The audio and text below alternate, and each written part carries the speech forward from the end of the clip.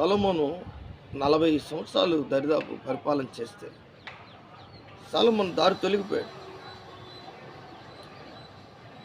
ఎందుకు ఈ విషయాలు చెప్తున్నానంటే, దేవుడు నమ్మినటువంటి మనుషులు కొంతమంది ఉన్నారు. వారిలో దావీదు చాలా దేవునికి హృదయానుసారుడిగా ఉన్నాడు.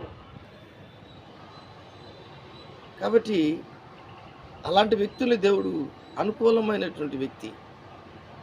తర్వాత దేవునికి అనుకూలమైనటువంటి రెండో వ్యక్తి యేసుక్రీస్తు ప్రభువువారు.